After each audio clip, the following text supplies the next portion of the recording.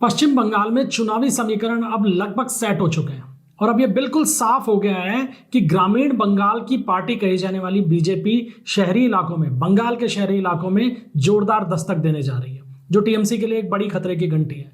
वहीं एसआईआर का प्रभाव स्टेट की लगभग 130 सीटों के ऊपर बड़ा प्रभाव पड़ रहा है और 57 सीटों के ऊपर तो एसआईआर पूरी तरीके से समीकरणों को बदलने जा रही है।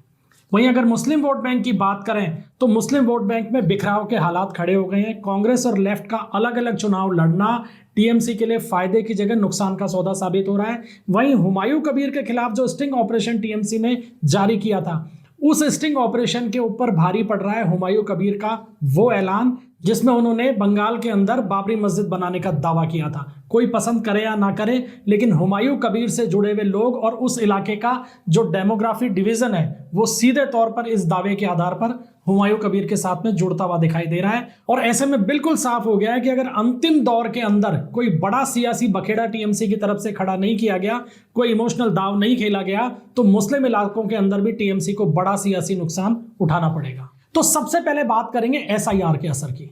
एसआईआर ने बंगाल की 130 सीटों के ऊपर चुनावी समीकरणों को जबरदस्त तरीके से प्रभावित करना शुरू कर दिया है और इसकी परिणति निश्चित रूप से 4 मई को जब वोट गिने जाएंगे तो देखने को मिलेगी। एसआईआर के अंदर जो शुरुआत में 63 लाख नाम कटे थे, उन्होंने ही बंगाल का चुनाव सेट कर दिया है दरअसल। हालांकि 27 लाख नाम जो बाद में हटाए गए सत्यापन के दौरान, उनको लेकर अपीलों का दौर जारी है और अपीलों का निस्तारण भी हो रहा है। सुप्रीम कोर्ट ने यह भी कहा है कि भाई जिनके मामलों का निस्तारण हो जाए उनको वोटर लिस्ट में शामिल कर लीजिए, लेकिन समय सीमा तय की है। लेकिन कुल मिलाकर एसआईआर ने बहुत जबरदस्त असर डाला है। कैसे, अब वो आप देखिए। तो बंगाल में कुल 294 में से 130 सीटें ऐसी हैं जहां पे 2021 के अंदर विधानसभा चुनाव में जो हार जीत का अंतर था वो 20,000 वोटों से कम का था। बड़ी संख्या में इन 130 में से सीटें टीएमसी ने भी जीती और बीजेपी ने तो जीती ही थी। अब हुआ क्या है कि एसआईआर के अंदर औसतन हर विधानसभा सीट के ऊपर 15 से 20,000 के बीच में नाम कट गए हैं। अब नाम किसके कटे ये बहुत महत्वपूर्ण है, क्योंकि यहीं से आपको पूरी की पूरी गणित समझ में आएगी। ये जो नाम कटे थे शुरुआती दौर में 63 लाख, इनमें वो थे जो घुसपैठिए थे, भाग गए। इनमें वो थे जो मृत यानी मर चुके थे, लेकिन उनके नाम अभी भी वोटर लिस्ट के अंदर बने हुए थे, हटाए नहीं गए थे। वो लोग भी थे जो शिफ्ट हो चुके थे, मकान खाली करके दूसरी जगह चले गए, लेकिन पुरानी जगह भी उनका नाम चल रहा था। इसके अलावा बहुत बड़ी संख्या में ऐसे नाम थे जो 2-2 जगह थे लोगों के, तो लोग एक जगह वोट डालते थे, दूसरी जगह नहीं डालते थे। ये जो 63 लाख नाम कटे, इन्होंने टीएमसी को बहुत जबरदस्त तरीके से प्रभावित किया था, क्योंकि अगर आप बंगाल के रहने वाले किसी भी व्यक्ति से बात करेंगे तो वो यही कहेगा कि बंगाल में जो 85-86% वोट डला करता था, उसका आधार ये था कि जो 63 लाख नाम काटे हैं उनके भी वोट हर चुनाव में डला करते थे। यानी वोटर है या नहीं है फिजिकली, उससे कोई मतलब नहीं है, उसका वोट डल जाया करता था। अब समस्या ये हो गई है कि चूंकि वोटर लिस्ट में से ये नाम ही हट गए हैं, तो इन लोगों के नाम पर फर्जी मतदान भी कैसे किया जा सकेगा। जो व्यक्ति मर गया वो तो ठीक है, लेकिन अगर उसका नाम वोटर लिस्ट के अंदर है तो उसका फर्जी वोट डाला जा सकता था। लेकिन चुनाव आयोग ने जो क्लीनिंग की है वोटर लिस्ट की, अब स्थिति यह है कि वोटर लिस्ट में नाम ही नहीं छोड़ा। तो जब नाम ही नहीं छूटा तो फर्जी मतदान की संभावना इन वोटों को लेकर तो बिल्कुल खत्म हो चुकी है और यही कारण है कि टीएमसी बहुत जबरदस्त दबाव में है। इन 63 लाख नामों की अगर बात करें तो औसतन हर सीट के ऊपर 15 से 20,000 नाम कट गए हैं और 130 सीटें ऐसी हैं जिनके ऊपर अंतर ही 20,000 वोटों से कम का है। और इसमें भी 57 जो आइडेंटिफाइड सीटें हैं वो तो ऐसी हैं जिनमें हार जीत का अंतर 8,000 वोटों से भी कम का है। इन 57 के अंदर से टीएमसी के खाते में 30 थी, बीजेपी के खाते में 25 थी और 2 अदर्स के पास थी।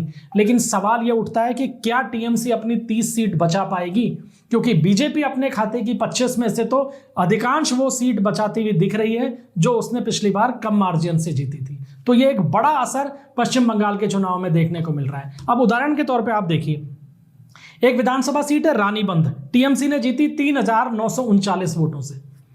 पांडावेश्वर टीएमसी ने जीती 3,803 वोटों से।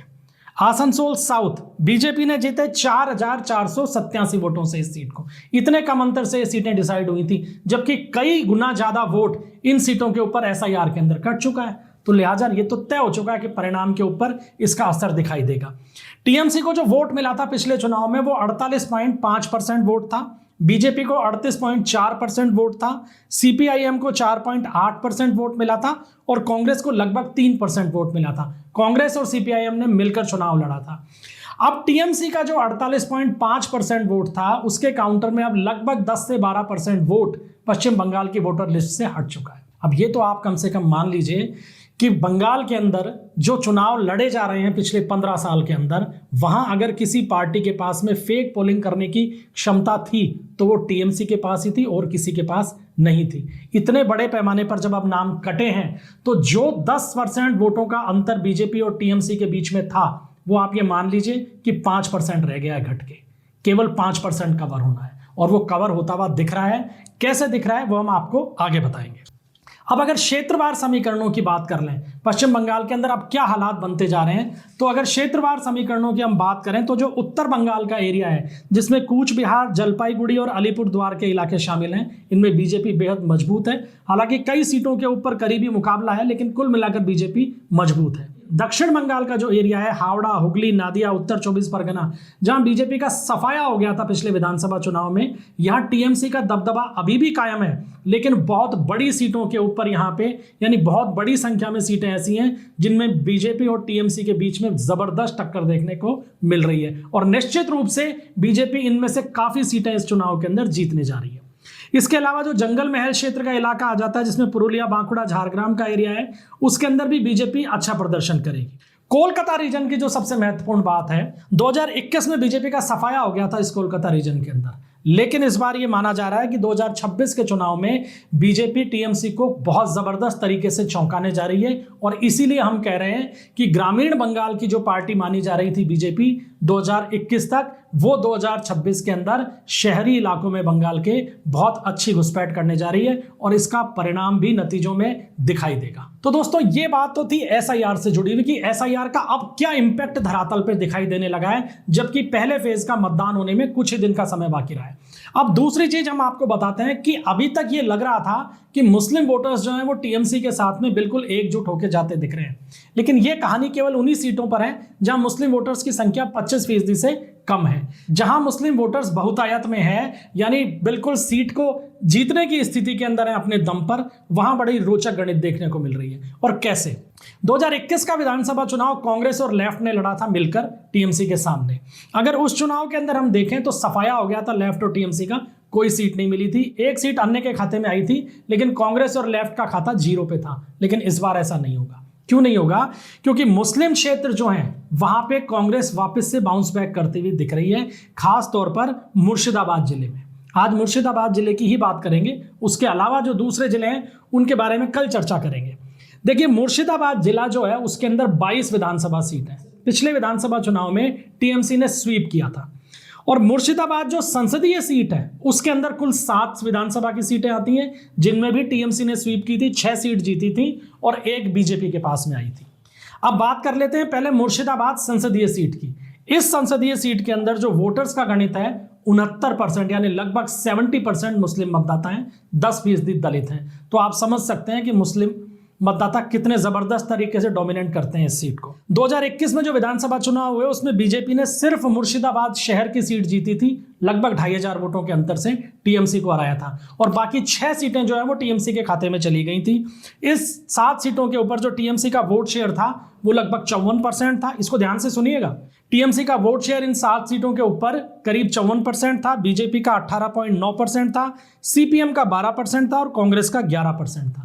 लेकिन जब लोकसभा चुनाव आए, लोकसभा चुनाव के अंदर बीजेपी ने अपना लगभग 20% वोट शेयर इंटैक्ट रखा, टीएमसी का वोट परसेंट लगभग 10% गिर के 44 पे आ गया और सीपीएम ने चूंकि वहां से चुनाव लड़ा था तो सीपीएम का वोट बैंक जो है वो 33% आ गया। कांग्रेस और लेफ्ट को जो 2021 में कुल 23% वोट मिला था वो 2024 लोकसभा चुनाव के अंदर बढ़कर 33.6% हो गया। यानी टीएमसी का 10% वोट कम हुआ और लेफ्ट का 10% वोट बढ़ गया। ये इसलिए हो रहा है क्योंकि इस इलाके के अंदर एक बार फिर से कांग्रेस और लेफ्ट अपने अपने जो मुस्लिम मतदाता थे उनको अपने पाले में लाने में सफल होते हुए दिख रहे हैं, जिसका नुकसान टीएमसी को उठाना जरूर पड़ेगा। वहीं अगर मुर्शिदाबाद जिले की बात करते हैं तो 22 विधानसभा सीट है। इन 22 विधानसभा सीटों के अंदर टीएमसी ने बिल्कुल क्लीन स्वीप कर दिया था। एक आध सीट बीजेपी ने जीती थी और बाकी तो खैर किसी को कुछ मिला ही नहीं था। इसी जिले के अंदर आती है बहरामपुर संसदीय सीट। जिसके ऊपर कांग्रेस के तत्कालीन प्रदेश अध्यक्ष अधीर रंजन चौधरी, जो कि 5 बार के सांसद रहे हैं, उनको हरा दिया था यूसुफ पठान ने 2024 के इलेक्शन में। लेकिन हुआ क्या कि उसके बाद से यूसुफ पठान तो गायब है, वहीं अधीर रंजन चौधरी की छवि वहां पे आम मतदाता से घुल मिल चुके नेता की है। घर घर के अंदर उनकी पहचान है, यानी हर आदमी वहां का ये सोचता है कि मैं अधीर दादा के पास जा सकता हूं। अब इसका असर ये आ रहा है कि चूंकि पिछले 1.5-2 साल के अंदर यूसुफ पठान तो गायब है और अधीर दादा लगातार लोगों के संपर्क में है, तो लोगों को अब सहानुभूति मिल रही है। लोगों को ये लगने लगा है कि अधीर रंजन चौधरी के खिलाफ टीएमसी को जो वोट दे दिया उसका हमें नुकसान हो रहा है, और यही कारण है कि करीब आधा दर्जन सीटें ऐसी हैं जहां पे कांग्रेस वापस से बाउंस बैक कर रही है। खासकर बहरामपुर संसदीय सीट की जो विधानसभा सीटें हैं उन पर तमाम सीटों के ऊपर कांग्रेस जो है वो दोबारा से मजबूत होती हुई दिख रही है। इसके अलावा लेफ्ट इस बार अलग चुनाव लड़ रहा है, तो लेफ्ट ने भी अपना कैडर समेटना शुरू कर दिया है। और इस मुर्शिदाबाद जिले में एक बड़ा एक्स फैक्टर साबित हो रहे हैं हुमायूं कबीर। हुमायूं कबीर ने टीएमसी छोड़कर ओवैसी के साथ गठबंधन में चुनाव लड़ने का ऐलान किया। इसके बाद टीएमसी ने उनका एक स्टिंग ऑपरेशन दिखा दिया कि ये तो बीजेपी से पैसे ले रहे हैं, ये वो है, तो ओवैसी ने गठबंधन तोड़ लिया। सबको ये लगा था कि हुमायूं कबीर खत्म हो जाएगा, लेकिन ऐसा धरातल पर दिख नहीं रहा। हुमायूं कबीर ने जो बंगाल में बाबरी मस्जिद बनाने का ऐलान किया था और उसकी नींव का कार्यक्रम किया था, और जो भीड़ वहां उमड़ी थी वो अभी भी उस आदमी के साथ में बरकरार दिख रही है। हुमायूं कबीर ने जबरदस्त सेंध टीएमसी के कैडर में भी लगा दी है और वोटर्स के अंदर भी लगा दी है। स्ट्रिंग ऑपरेशन का केवल इतना सा फर्क हुमायूं कबीर पे पड़ता हुआ दिख रहा है कि ओवैसी के साथ उसका गठबंधन टूट गया। बाकी हुमायूं कबीर के साथ में वहां लोग जुड़ रहे हैं और ये सीधे तौर पर टीएमसी को नुकसान कर रहे हैं। और इन सब तमाम बातों से न केवल रेजीनगर बहरामपुर के अंदर टीएमसी को नुकसान हो रहा है, इसके अलावा बांडवा, शमशेरगंज, रानीनगर जैसी सीटों के ऊपर भी चुनाव बुरी तरीके से फंस गया है। तो पिछली बार 22 सीटों के ऊपर क्लीन स्वीप करने वाली टीएमसी इस बार कम से कम इस इलाके की 15 सीटों के ऊपर बुरी तरीके से फंसी हुई है। अब अगर कोई इमोशनल कार्ड टीएमसी खेल ले या कोई ऐसी घटना हो जाए जिससे टीएमसी को फायदा मिल जाए, जो कि पहले हो चुका है, तो बात अलग है। क्योंकि 2016 के विधानसभा चुनाव के अंदर लेफ्ट और कांग्रेस ने मिलकर यहां 22 में से 20 सीट जीती थी, 2 टीएमसी को मिली थी। 2021 के चुनाव में टीएमसी यहां पे 20 सीट जीत गई।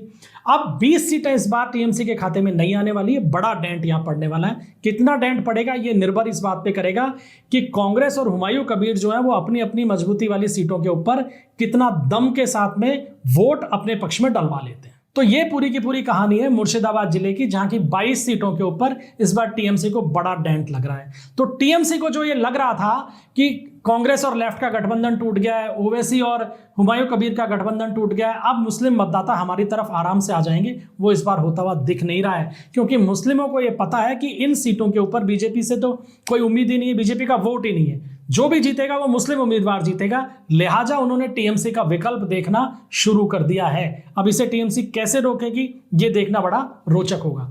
तो दोस्तों, आज के वीडियो में कुल मिलाकर जो सब्जेक्ट हमने चूज किया उसमें 2-3 चीजें बिल्कुल साफ हो रही हैं कि एसआईआर के कारण 130 सीटें पश्चिम बंगाल की फंस गई हैं।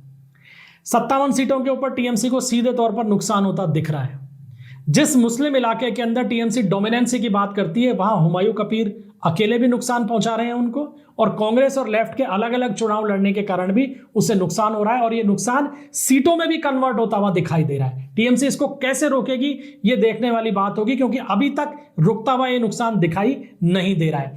23 अप्रैल को मतदान होना है पहले चरण का। उससे पहले अगर हालात यही रहे, क्योंकि पश्चिम बंगाल में लंबे समय बाद में ये हुआ है कि चुनाव के पहले चरण से कुछ दिन पहले तक चुनावी हिंसा नहीं के बराबर है, तो इसे एक आप पॉजिटिव साइन मानिए। अगर चुनावी हिंसा नहीं हुई तो वोट डलने वाले हैं, और वोट डलने वाले हैं तो बंगाल में बड़ा बदलाव भी होने वाला है। वीडियो अगर पसंद आया हो तो इसे लाइक कीजिएगा, शेयर कीजिएगा और चैनल को सब्सक्राइब जरूर कीजिएगा। मिलते हैं अगले वीडियो में, तब तक के लिए इजाजत दीजिए। जय हिंद, जय भारत।